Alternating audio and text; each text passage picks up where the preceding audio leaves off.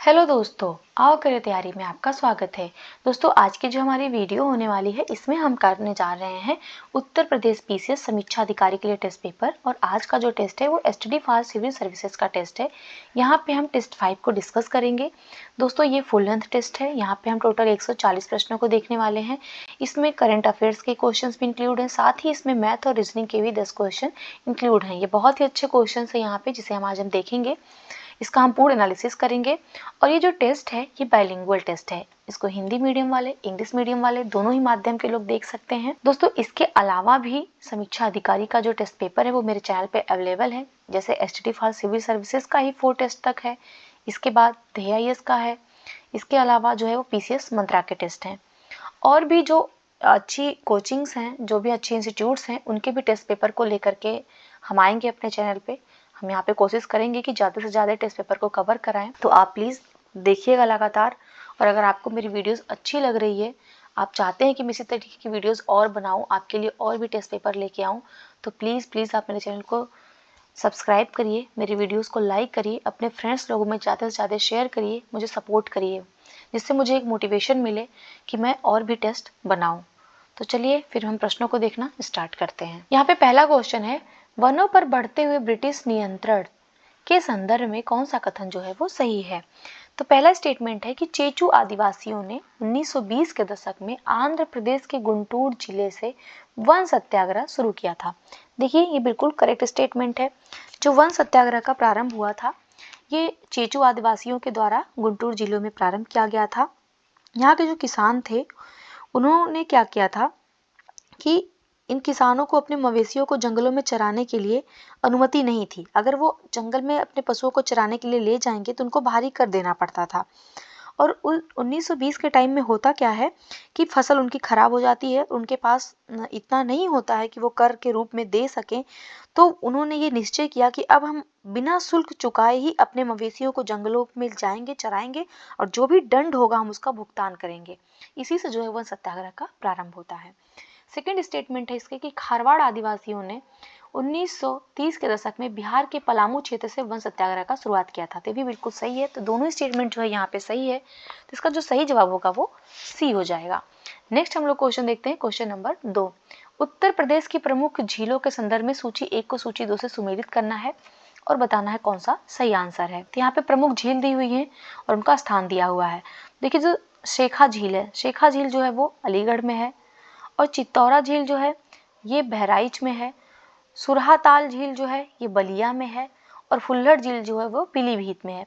और इसी फुल्लर झील जो पीलीभीत में है, यहीं से गोमती नदी का उद्गम होता है। तो ये भी ध्यान रखिएगा, जो गोमती नदी का उद्गम है वो फुल्लर झील है। तो इस प्रकार अगर हम देखेंगे इसका सही में 2 1 4 3 हो जाएगा। तो इसका सही जवाब डी हो जाएगा।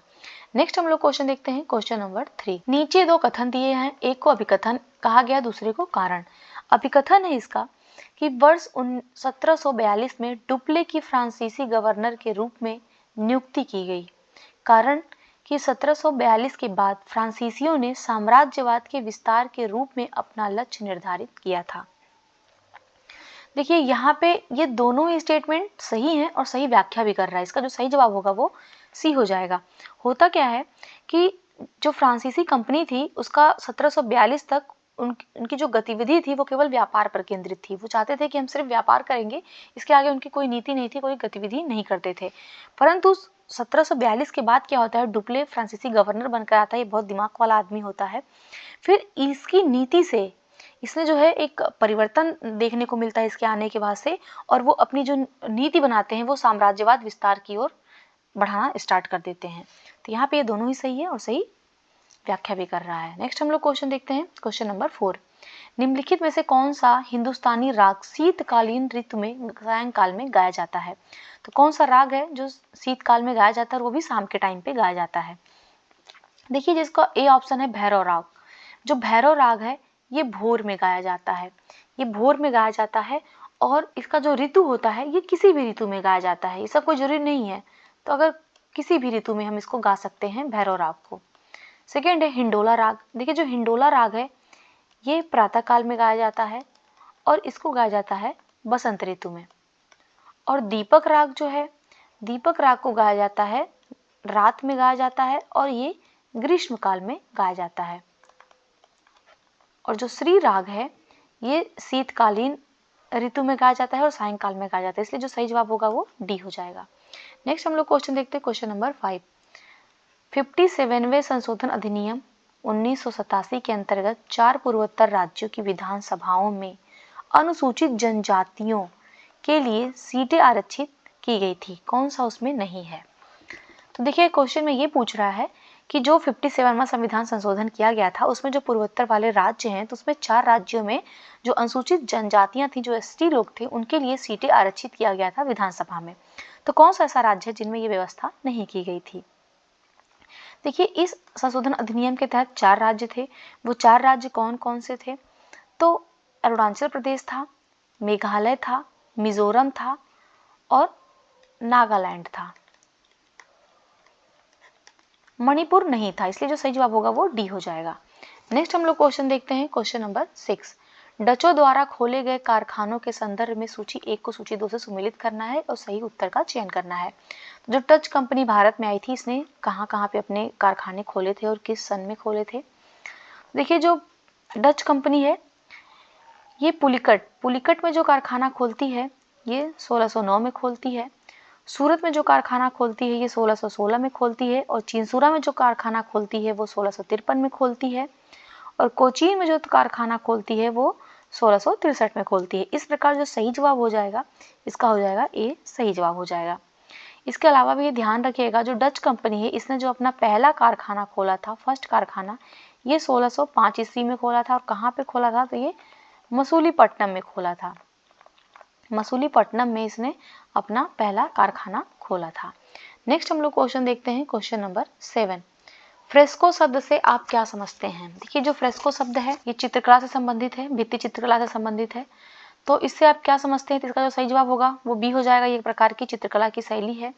देखिए इसका थोड़ा सा डिटेल देख लेते हैं। फ्रेस्को जो है ये एक इटालियन शब्द है, ध्यान रखिएगा। ये जो है एक इटालियन शब्द है और इटालियन का जो फ्रेस्को है ना, फ्रेस्को इससे बना हुआ है। इसका अर्थ होता है ताजा, अर्थात ये ऐसी भित्तिकला की तकनीकी है जो ताजा या जो गीली मिट्टी होती है उस पर प्लास्टर करके इसकी छपाई की जाती है। उस पर ये इस तकनीकी से उस पर चित्रकारी किया जाता है। तो इसका जो सही जवाब होगा वो बी हो जाएगा कि एक चित्रकला से संबंधित है।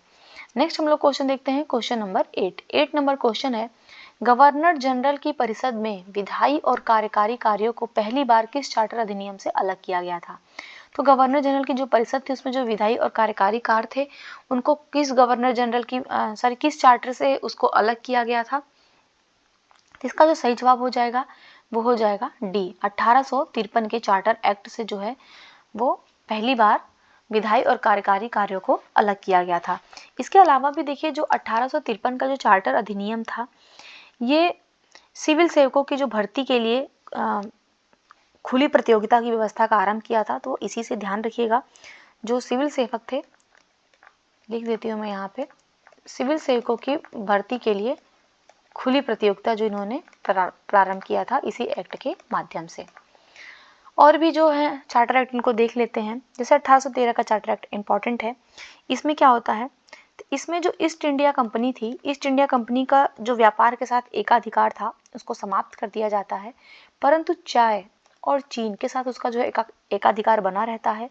इसके अलावा इसमें एक इम्पॉर्टेंट बात ये भी है कि इसी एक्ट के माध्यम से पहली बार ये हुआ कि कंपनी जो है वो अपने आय से भारतीयों के लिए शिक्षा पर 1 लाख रुपए खर्च करेगी।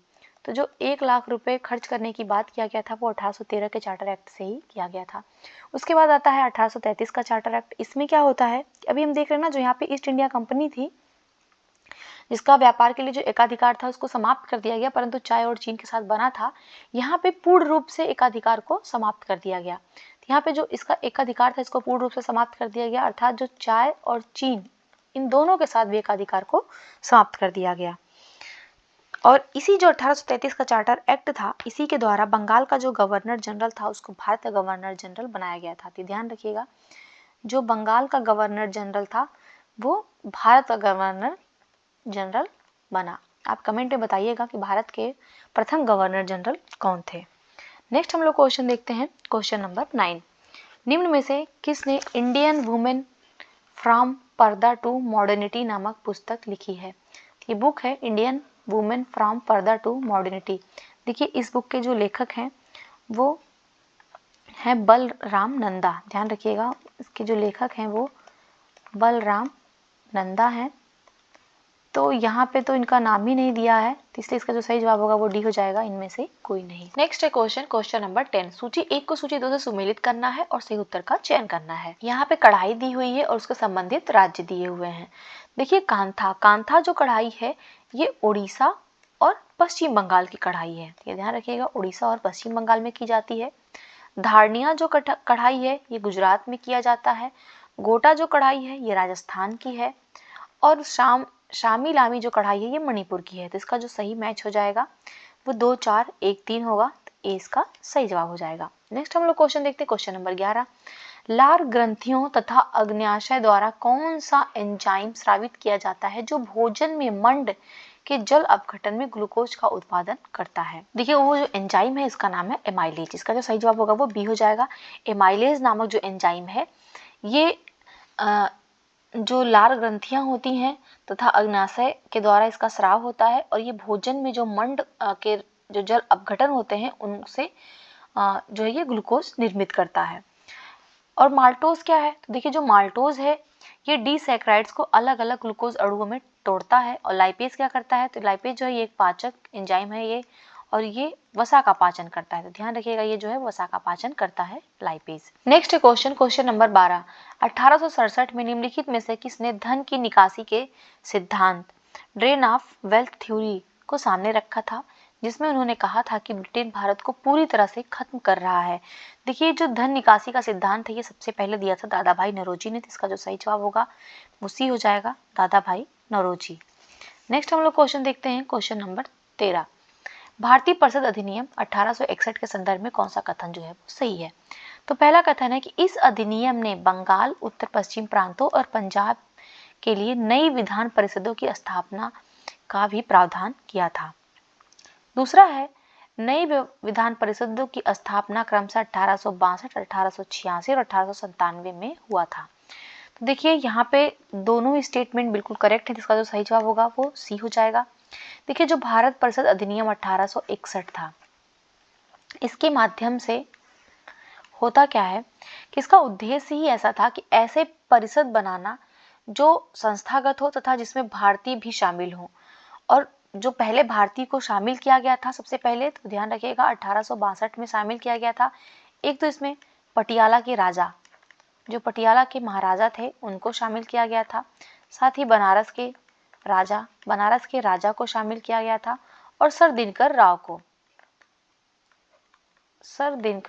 को, ये 3 भारतीय थे जिन्हें 1861 का जो भारत परिषद अधिनियम था उसके तहत 1862 में इन्हें जो है जो नई विधान परिषद थी उसमें इनको नामित किया गया था। देखिए जो भारत परिषद अधिनियम था 1861 ये आया किसके टाइम में था? तो ये कैनिंग, उस समय कैनिंग जब गवर्नर जनरल था तो कैनिंग के टाइम में ये आया था। नेक्स्ट हम लोग क्वेश्चन देखते हैं, क्वेश्चन नंबर 14। 1885 में गठित भारतीय राष्ट्रीय कांग्रेस के सभी संस्थापकों में लगभग कितने संस्थापक जो थे वो पत्रकार थे? तो देखिए 1885 में भारतीय राष्ट्रीय कांग्रेस की स्थापना होती है और इस समय जो पत्रकार थे इसके संस्थापक सदस्यों में वो टोटल 1/3 थे। तो इसका जो सही जवाब होगा वो बी हो जाएगा। नेक्स्ट है क्वेश्चन नंबर 15। निम्नलिखित में से कौन सा विकल्प जो है वो सही सुमेलित नहीं है? तो पहला है कि चौधरी चरण सिंह विश्वविद्यालय इटावा में है। देखिए जी नहीं, ये तो बिल्कुल गलत है। जो चौधरी चरण सिंह विश्वविद्यालय है ये इटावा में नहीं है बल्कि ये मेरठ में है, और इसकी स्थापना जो हुआ था वो 1975 में हुआ था। इसका जो सही जवाब होगा वो ए हो जाएगा, ए वाला सही सुमेलित नहीं है। बी देख लेते हैं, बी है मैथिली शरण गुप्त बुंदेलखंड विश्वविद्यालय। इसकी जो स्थापना किया गया था झांसी में किया गया था और ये भी 1975 में किया गया था, बिल्कुल सही सुमेलित है। थर्ड है राम मनोहर रोहिया अवध विश्वविद्यालय जो अयोध्या में है, बिल्कुल सही सुमेलित है और इसकी भी स्थापना जो 1975 में हुआ था।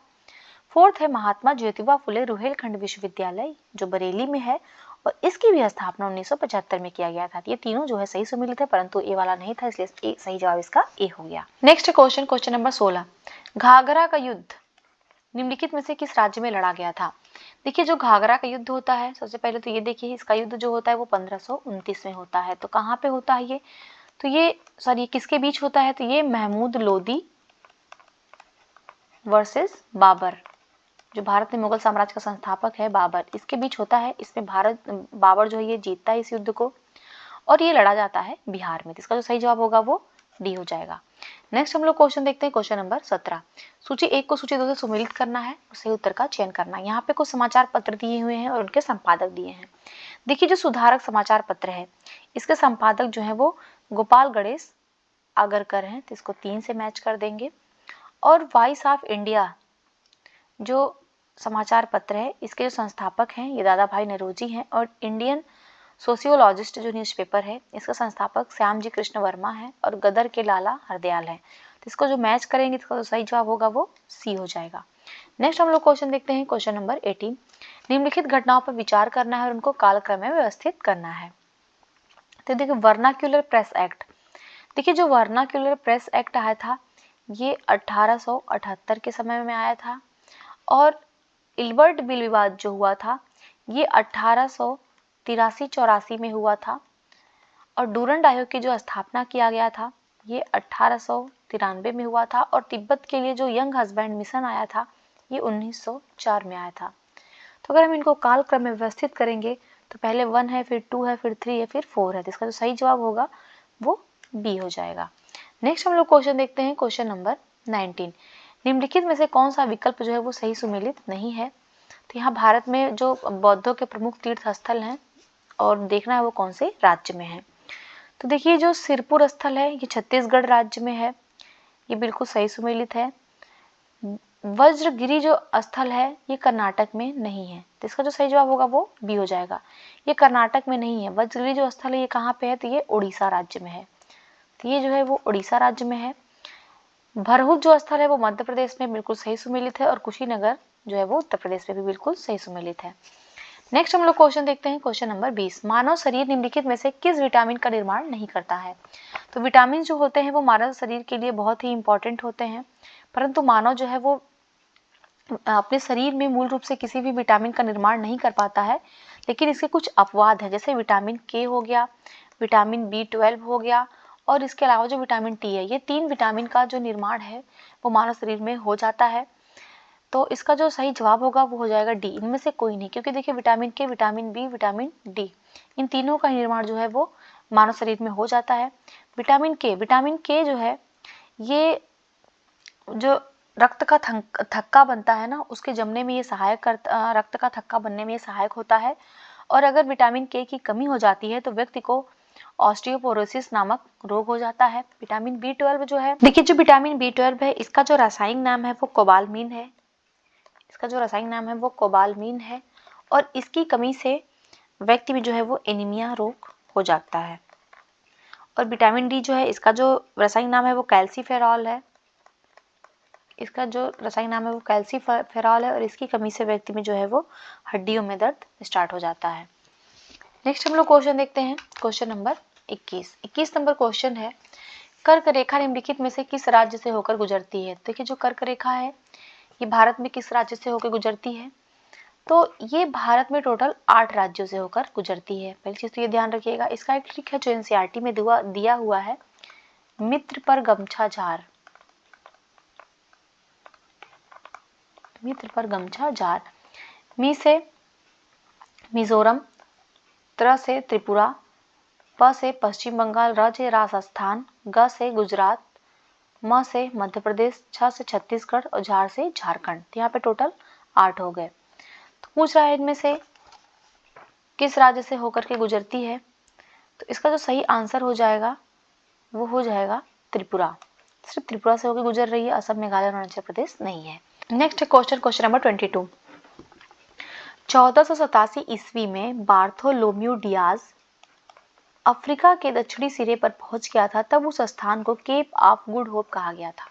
देखिए जो केप ऑफ गुड होप है इसकी खोज बार्थोलोम्यू डियाज ने किया था और ये पुर्तगाली नाविक था। तो इसका जो सही जवाब होगा वो सी हो जाएगा। क्वेश्चन में यही पूछ रहा है कि कौन से देश का रहने वाला था, तो वो पुर्तगाली था। नेक्स्ट हम लोग क्वेश्चन देखते हैं, क्वेश्चन नंबर 23। निम्नलिखित में से कौन सा जिला उत्तर प्रदेश वन सर्वेक्षण रिपोर्ट 2021 के अनुसार न्यूनतम वन क्षेत्र के मामले में 3 जिलों में नहीं है। देखिए जो उत्तर प्रदेश में न्यूनतम वन क्षेत्र वाले 3 जिले हैं, सबसे नंबर 1 पे तो है भदोही। भदोही में सबसे कम है, यहाँ पे 3.71 वर्ग किलोमीटर है। इसके बाद है मऊ, भदोही के बाद है मऊ। मऊ में जो है वो 11 वर्ग किलोमीटर है और उसके बाद से जो है वो मैनपुरी है। तो ये ऑप्शन में जो है वो पूछ रहा है कि इनमें से कौन सा नहीं है, तो इसका सही जवाब हो जाएगा डी, इनमें से कोई नहीं, क्योंकि ये तीनों ही जिले जो हैं वो न्यूनतम वन क्षेत्र के मामले में है। नेक्स्ट क्वेश्चन नंबर 24, निम्नलिखित में से गलत विकल्प का चयन करना है। फर्स्ट है विश्व बौद्धिक संपदा संगठन, वीपो, वर्ल्ड इंटेलेक्चुअल प्रॉपर्टी ऑर्गेनाइजेशन। इसकी स्थापना कब हुई थी? तो इसकी स्थापना जो है वो 1967 में हुआ था। ये बिल्कुल सही सुमेलित है। और ये भी ध्यान रखिएगा जो वीपो है इसका जो हेडक्वार्टर है वो कहाँ पे है? तो ये जेनेवा स्विट्जरलैंड में इसका हेडक्वार्टर है। सेकेंड है संयुक्त राष्ट्र विकास कार्यक्रम, यूएनडीपी। तो जो यूएनडीपी है इसकी स्थापना 1665 में हुआ था, बिल्कुल सही सुमेलित है। और इसका जो हेडक्वार्टर है ये है न्यूयॉर्क, इसका हेडक्वार्टर न्यूयॉर्क में है। थर्ड है उत्तरी अटलांटिक संधि संगठन, नाटो। इसकी स्थापना जो है ये 1949 में हुआ था और इसका हेडक्वार्टर कहाँ पे है? तो ये ब्रुसेल्स में है, ब्रुसेल्स बेल्जियम में इसका हेडक्वार्टर है। डी है दक्षिण पूर्व एशियाई राष्ट्र संघ, आसियान। इसकी जो स्थापना हुआ था वो 1969 में नहीं हुआ था, ये बिल्कुल गलत है। इसकी स्थापना जो हुआ था वो 1967 में हुआ था और इसका हेडक्वार्टर कहाँ पे है? तो इसका जो हेडक्वार्टर है वो जकार्ता, इंडोनेशिया में है। तो सही जवाब इसका डी हो जाएगा, डी वाला जो है वो गलत विकल्प है। नेक्स्ट हम लोग देखते हैं क्वेश्चन नंबर 25, निम्नलिखित में से कौन सा विद्रोह या आंदोलन 1857 के बाद हुआ? तो 1857 के बाद कौन सा विद्रोह हुआ था? तो देखिए यहाँ पे तो पहले ये देख लीजिए कि कौन कौन सा जो है वो 1857 के पहले हुआ था। तो देखिए अहोम विद्रोह जो है वो 1857 के पहले हुआ था, क्योंकि जो अहोम विद्रोह हुआ था ये 1828-33 में हुआ था। खासी विद्रोह जो हुआ था ये 1830 में हुआ था, जो 1857 से पहले ही है। और सिंह फोर्स का विद्रोह, देखिए जो सिंह फोर्स का विद्रोह हुआ था ये 1830 के दशक में ये भी हुआ था। ये कहाँ पे हुआ था? तो ये असम में हुआ था। जिलियांग रांग आंदोलन ये कब हुआ था? तो ये जो है ये 1857 के बाद हुआ था। रानी गांदेलियो का नाम जो आता है वो इसी आंदोलन से संबंधित है। तो इसका जो सही जवाब होगा वो डी हो जाएगा। और ये आंदोलन हुआ कहाँ पे था? तो ये आंदोलन जो है वो मणिपुर राज्य में हुआ था 1920 के दशक में। नेक्स्ट क्वेश्चन हम लोग देखते हैं क्वेश्चन नंबर 26, प्रोटीन का पाचन मानव शरीर में निम्नलिखित में से किस अंग से शुरू होता है? देखिए जो प्रोटीन का पाचन होता है वो आमाशय से प्रारंभ होता है, स्टमक से। तो इसका जो सही जवाब होगा वो सी हो जाएगा। और आमाशय में क्या होता है? पेप्सिन नामक एंजाइम होता है जो प्रोटीनों को छोटे छोटे पॉलीपेप्टाइड्स में तोड़ता है और उससे जो है विघटित होकर के एमिनो अम्ल बनता है। नेक्स्ट हम लोग क्वेश्चन देखते हैं क्वेश्चन नंबर 27, निम्नलिखित में से कौन सा जलप्रपात घाटप्रभा नदी पर स्थित है? देखिए घाटप्रभा नदी कहाँ पे है? तो ये कर्नाटक राज्य में है। ये भी ध्यान रखिएगा, घाटप्रभा नदी कर्नाटक राज्य में है। और यहाँ पे कौन सा जलप्रपात स्थित है? तो यहाँ पे गोकाक जलप्रपात स्थित है। इसका सही जवाब ए हो जाएगा। हुंड्रू जलप्रपात है ये स्वर्ण रेखा नदी पर है, स्वर्ण रेखा नदी पे है। और ये स्वर्ण रेखा नदी कहाँ पे है? तो ये झारखंड राज्य में है। चुलिया जो जलप्रपात है ये चंबल नदी पे है और चंबल नदी तो ये राजस्थान में है। दूध सागर जो जलप्रपात है ये कौन सी नदी पे है? तो ये मंडोवी नदी पे है, ये मंडोवी नदी पे है। और ये जो जलप्रपात है ये कर्नाटक और गोवा की सीमा पर स्थित है।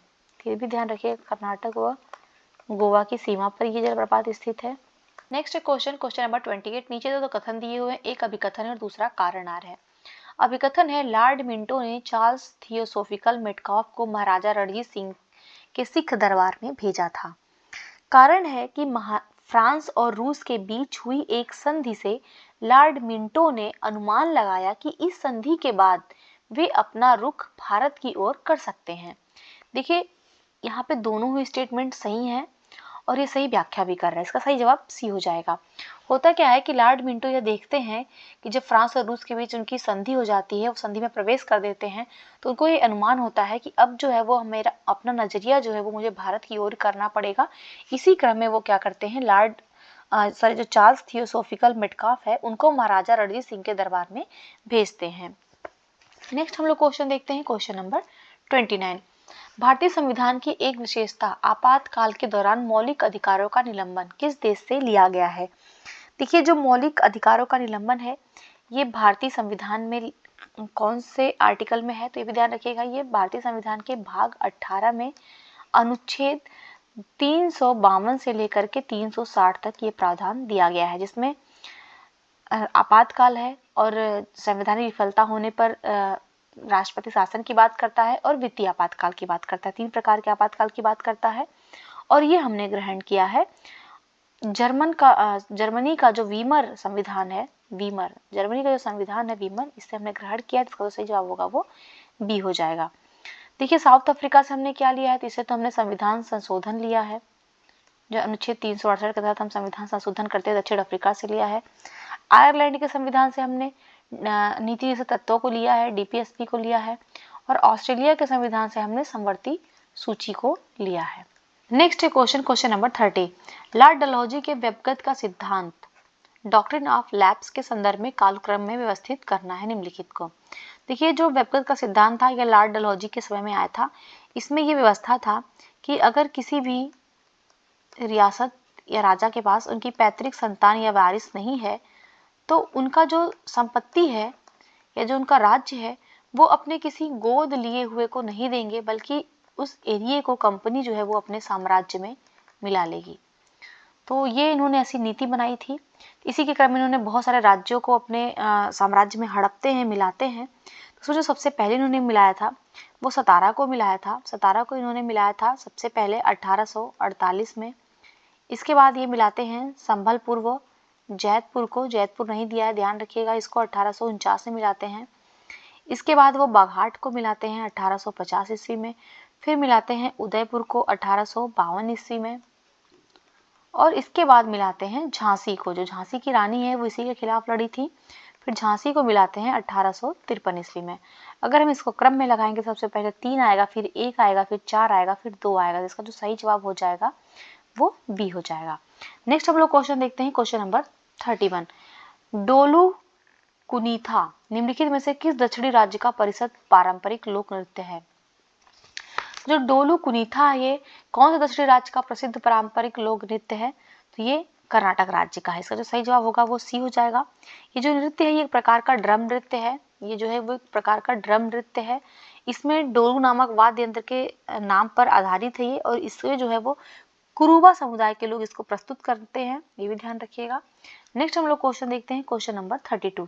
सुगौली की संधि जो 1816 में हुआ था, हस्ताक्षर किया गया था, ये किस के बीच हुआ था। देखिए जो सुगौली की संधि हुआ था ना ये 1816 में, ये आंग्ल नेपाल संबंधों को दर्शाता है, जो प्रथम आंग्ल नेपाल युद्ध हुआ था। इसका सही जवाब होगा वो ए हो जाएगा। नेक्स्ट हम लोग क्वेश्चन देखते हैं, क्वेश्चन नंबर 33। निम्नलिखित में से कौन सा कथन जो है वो सही है।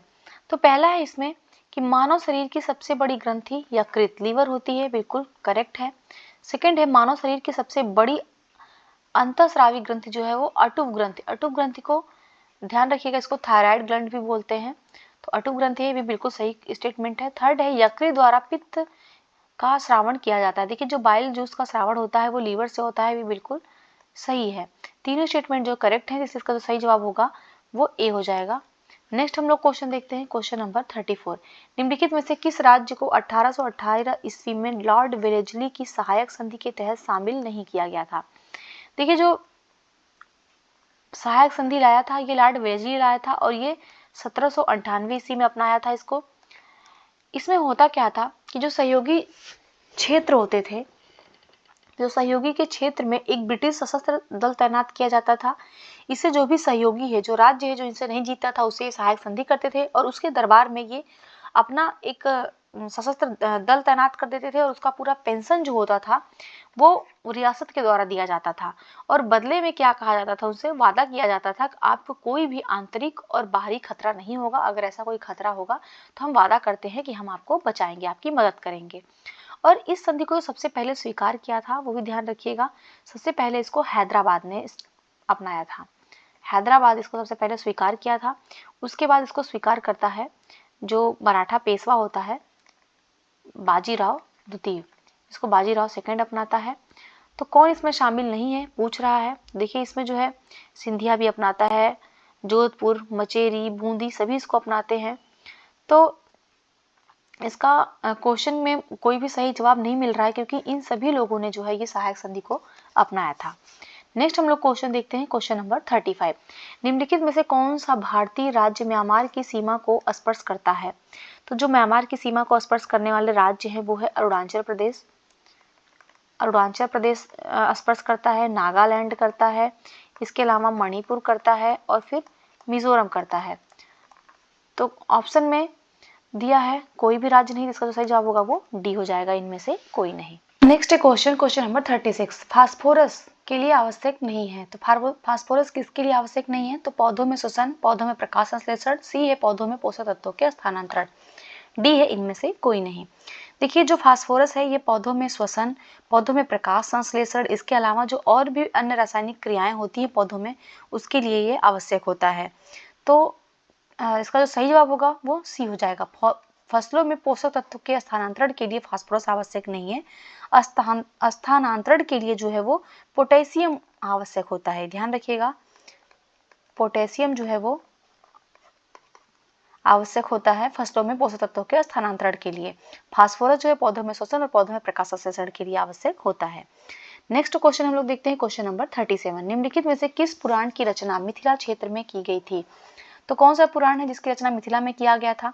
देखिए जो अग्नि पुराण है इसकी रचना तो बंगाल में किया गया था, और जो ब्रह्म वैवर्त पुराण है इसकी जो रचना किया गया था ये भी बंगाल में किया गया था, और गरुड़ पुराण है इसकी रचना जो है वो मिथिला में किया गया था, इसलिए सही जवाब तो सी हो जाएगा। और वामन पुराण जो है इसकी रचना जो है वो कुरुक्षेत्र मंडल में किया गया था, तो जो सही जवाब हो जाएगा वो सी होगा, मिथिला क्षेत्र में गरुड़ पुराण।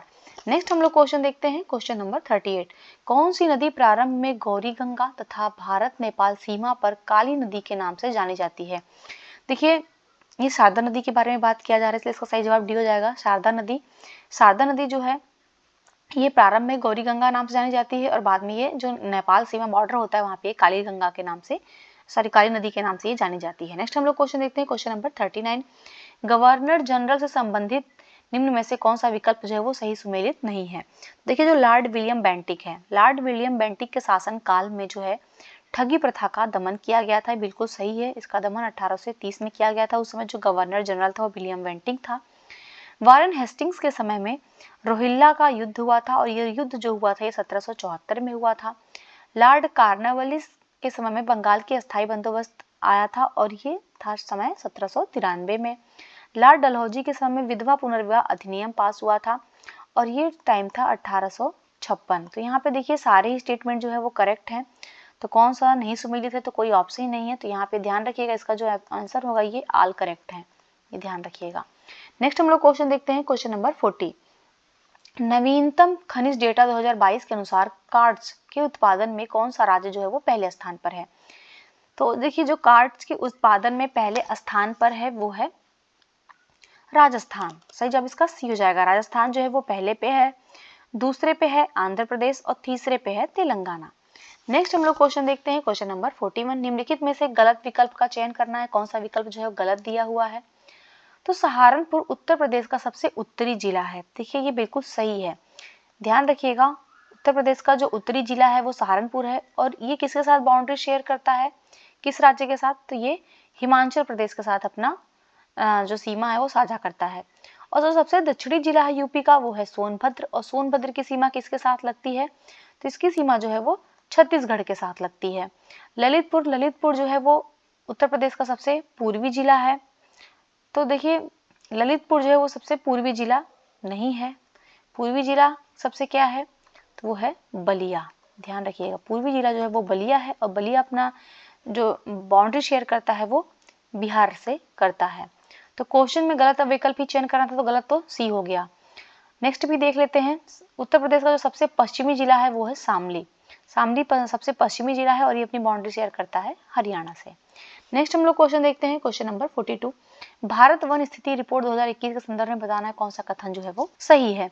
तो झाड़ियों का कुल क्षेत्रफल जो है वो 46,539 वर्ग किलोमीटर है।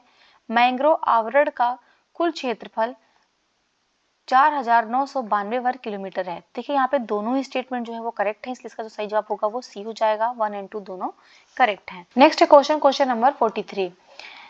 दो कथन दिए हुए, एक अभिकथन है, दूसरा कारण है। अभिकथन इसका कि 1680 ईस्वी में मुगल शासक औरंगजेब ने ब्रिटिश ईस्ट इंडिया कंपनी पर जजिया कर लगाया था। देखिए ये बिल्कुल सही स्टेटमेंट है, क्योंकि औरंगजेब जो है वो कंपनी के ऊपर जजिया कर लगाता है और उसके बदले में वो कहता है कि सूरत छोड़ करके बाकी सभी जगहों पे सीमा शुल्क मुक्त व्यापार करो, आप उसको अनुमति दे देता है। कारण कह रहा है कि Aurangzeb British east India company की विस्तारवादी नीति को खत्म करना चाहता था। नहीं, ये बिल्कुल गलत स्टेटमेंट है। वो कहीं भी उससे नहीं लगता है कि वो उनकी नीति को खत्म कर रहा है, कि वो विस्तारवादी जो नीति है कंपनी की उस नीति को खत्म करना चाह रहा है, ऐसा कहीं भी उसकी सोच में नहीं दिख रहा है। तो कारण तो गलत हो गया, सिर्फ अभिकथन इसका सही है, इसलिए इसका जो सही जवाब होगा वो ए हो जाएगा। ए सही है किंतु आर गलत है। नेक्स्ट हम लोग क्वेश्चन देखते हैं, क्वेश्चन नंबर 44। निम्नलिखित में से कौन सा कथन जो है वो सही है? तो पहला है 23 दिसंबर 1946 को जवाहरलाल नेहरू ने संविधान सभा में ऐतिहासिक उद्देश्य प्रस्ताव पेश किया था। देखिए जो जवाहरलाल नेहरू ने उद्देश्य प्रस्ताव पेश किया था वो 23 दिसंबर को नहीं पेश किया था, वो 13 दिसंबर 1946 को पेश किया था।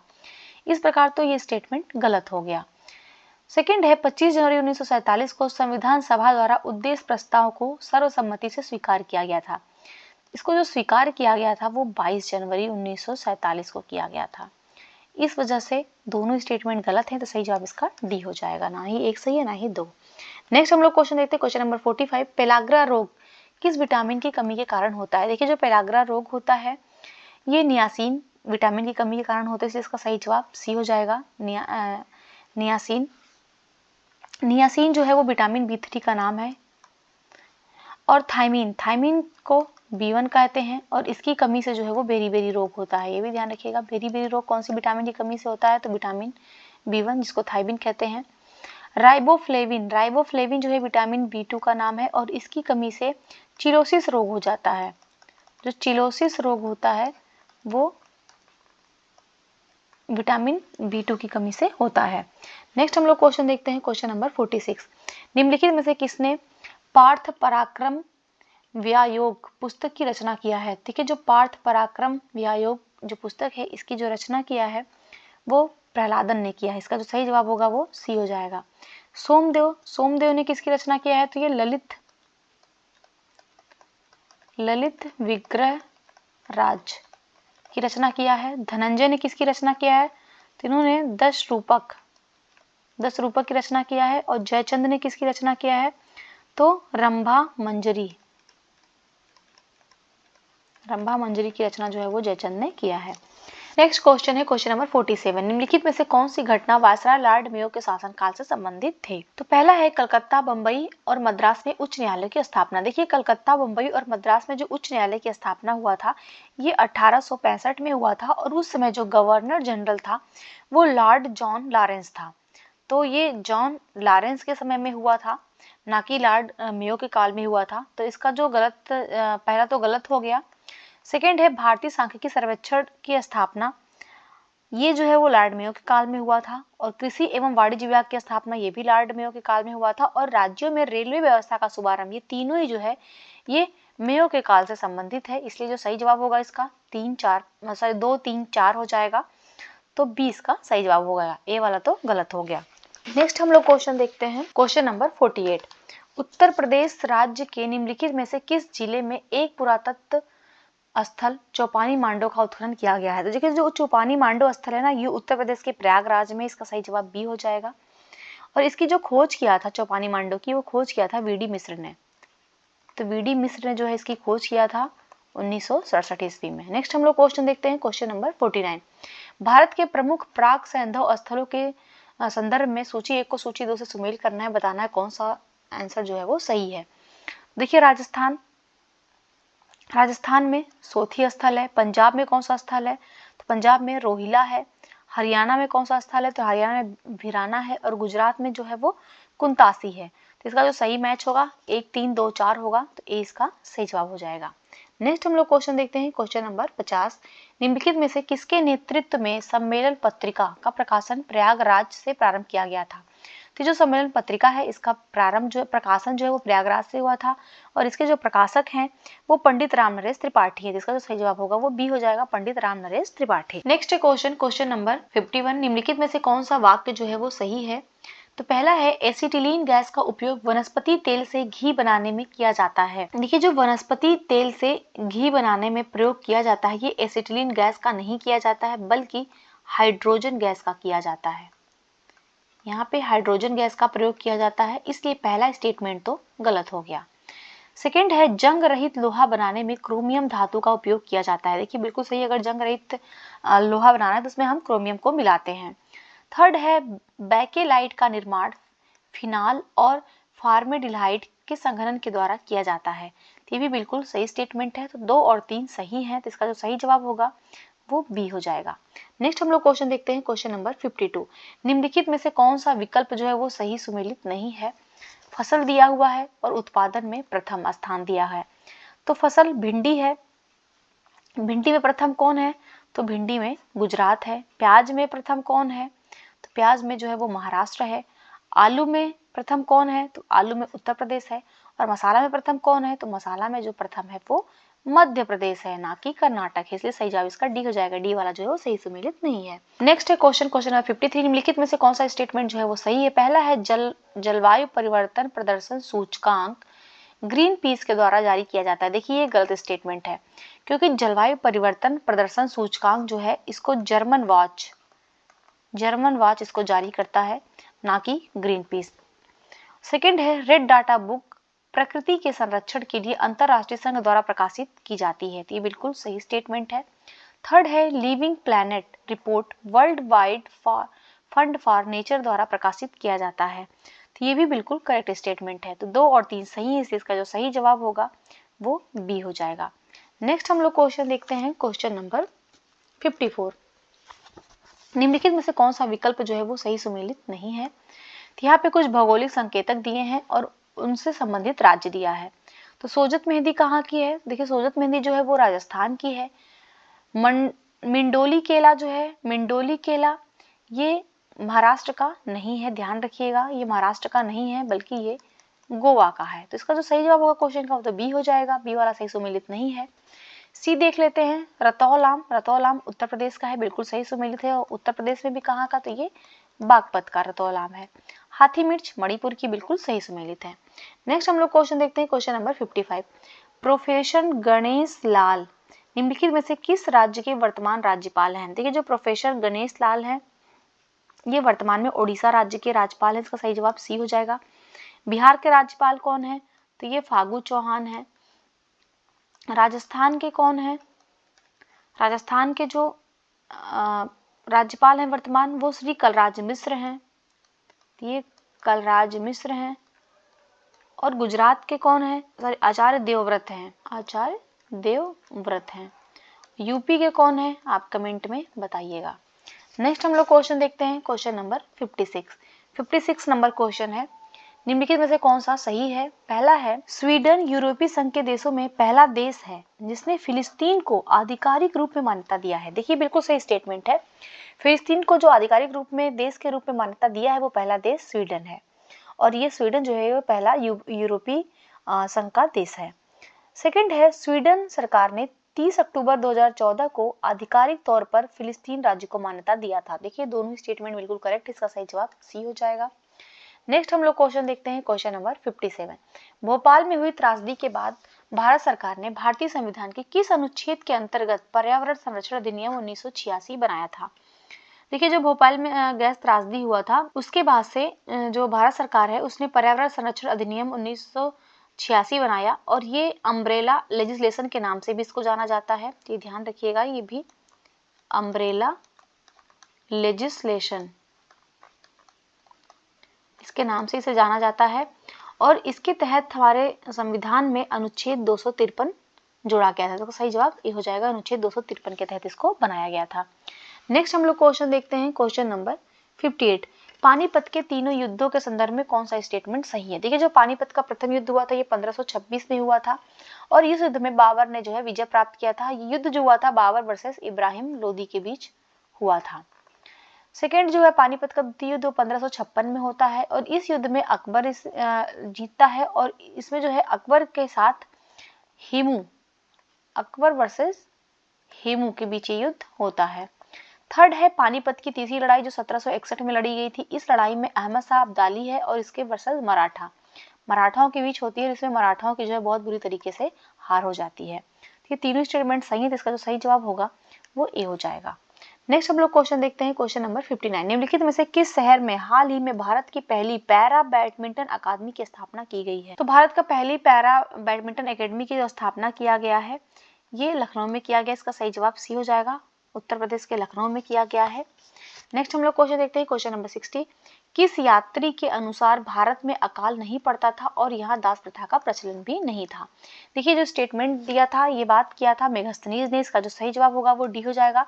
मेगास्थनीज ने ये बात कहा था। और मेगास्थनीज की बुक का क्या नाम है? तो इसकी बुक का नाम है इंडिका। और ये किसके दरबार में आया था? तो ये चंद्रगुप्त मौर्य के दरबार में दूत बनकर आया था। नेक्स्ट हम लोग क्वेश्चन देखते हैं, क्वेश्चन नंबर 61। उत्तर प्रदेश राज्य के निम्नलिखित में से किस रामसर स्थल का क्षेत्रफल सबसे अधिक है? देखिए उत्तर प्रदेश में टोटल 4 रामसर स्थल हैं। इसमें जो सबसे बड़ा है वो समसपुर पक्षी अभ्यारण्य है। ये कहाँ पे है? तो ये रायबरेली में है। ये भी ध्यान रखिएगा, ये रायबरेली में है। तो सही आंसर तो इसका ए हो गया, ये सबसे बड़ा है। इसके बाद से सेकेंड नंबर पे है हैदरपुर वेटलैंड। ये कहाँ पे है? तो ये बिजनौर में है। इसके बाद से सरसई है। सरसई कहाँ पे है? तो ये इटावा में है और ये थर्ड नंबर पे बड़ा है। और फोर्थ जो है वो बखीरा पक्षी अभ्यारण्य है और ये कहाँ पे है? तो ये संत कबीर नगर और ये फोर्थ नंबर का है। नेक्स्ट क्वेश्चन हम लोग देखते हैं, क्वेश्चन नंबर 62। ऋग्वेद का निम्नलिखित में से कौन सा मंडल अत्रि ऋषि से संबंधित है? देखिए यहाँ पे जो ऋग्वेद का चौथा मंडल है, चौथा मंडल किसने लिखा है? तो ये जो है वो वामदेव से संबंधित है। ये वामदेव से संबंधित है। ऋग्वेद का जो 5वां मंडल है ये आत्रि ऋषि से संबंधित है। इसका सही जवाब बी हो जाएगा। ऋग्वेद का जो 6ठा मंडल है ये भारद्वाज ऋषि से संबंधित है और ऋग्वेद का जो 8वां मंडल है ये कण्व ऋषि से संबंधित है। ये एक्स्ट्रा था, इसको ध्यान रखिएगा। नेक्स्ट हम लोग क्वेश्चन देखते हैं, क्वेश्चन नंबर 63। निम्नलिखित में से कौन सा विकल्प जो है वो सही सुमेलित नहीं है? हाल ही में अनुसूचित रामसर स्थलों की सूची दी हुई है। तो देखिए यहाँ पे जो शालबुग वेटलैंड कंजर्वेशन रिजर्व है ये जम्मू कश्मीर राज्य में है। ये बिल्कुल सही सुमेलित है। तंपारा झील जो है, तंपारा झील राजस्थान में नहीं है, ये गलत है। तंपारा झील कहाँ पे है? तो ध्यान रखिएगा, तंपारा झील जो है ये ओडिशा राज्य में है। तो सही जवाब तो इसका बी हो जाएगा, बी वाला सही सुमेलित नहीं है। नेक्स्ट भी देख लेते हैं हम। यशवंत सागर जो है वो मध्य प्रदेश में है और नंदा झील जो है वो गोवा में है। ये सभी सही सुमेलित हैं। नेक्स्ट हम लोग क्वेश्चन देखते हैं, क्वेश्चन नंबर 64। अशोक का निम्नलिखित में से कौन सा बृहद शिलालेख भारत के बाहर स्थित है? देखिए अशोक के जो शिलालेख हैं जो बाहर स्थित हैं उनको देख लेते हैं। तो इसमें पहला कह रहा है गिरनार। देखिए गिरनार कहाँ है? ये तो गुजरात में है, जूनागढ़ गुजरात में है ये शिलालेख, तो ये तो बाहर नहीं हुआ। धौली कहाँ पे? तो धौली उड़ीसा में है, पुरी जिले में। कालसी जो है ये उत्तराखंड में है, देहरादून में। और मनसेहरा जो है ये पाकिस्तान में है, हाजरा जिले में है। तो इस प्रकार जो भारत के बाहर स्थित है वो डी वाला मनसेहरा शिलालेख। नेक्स्ट हम लोग क्वेश्चन देखते हैं, क्वेश्चन नंबर 65। WBC की संख्या में अत्यधिक वृद्धि होने के कारण निम्नलिखित में से किस प्रकार का कैंसर होता है? देखिए अगर WBC लगातार बढ़ रहा है तो ल्यूकेमिया कैंसर हो जाएगा। इसका सही जवाब डी हो जाएगा, ल्यूकेमिया। देखिए जो कार्सिनोमा कैंसर होता है ये मस्तिष्क का कैंसर होता है, ये मस्तिष्क का कैंसर है।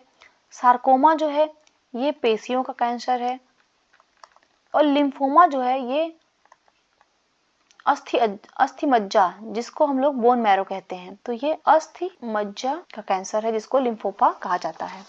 नेक्स्ट हम लोग क्वेश्चन देखते हैं, क्वेश्चन नंबर 66। निम्नलिखित में से कौन सा विकल्प जो है वो सही सुमेलित नहीं है? धौलावीरा। देखिए धौलावीरा जो है वो कच्छ जिला गुजरात में है, बिल्कुल सही सुमेलित है। कालीबंगा जो है ये हनुमानगढ़ जिला जो है वो राजस्थान वहां पे है।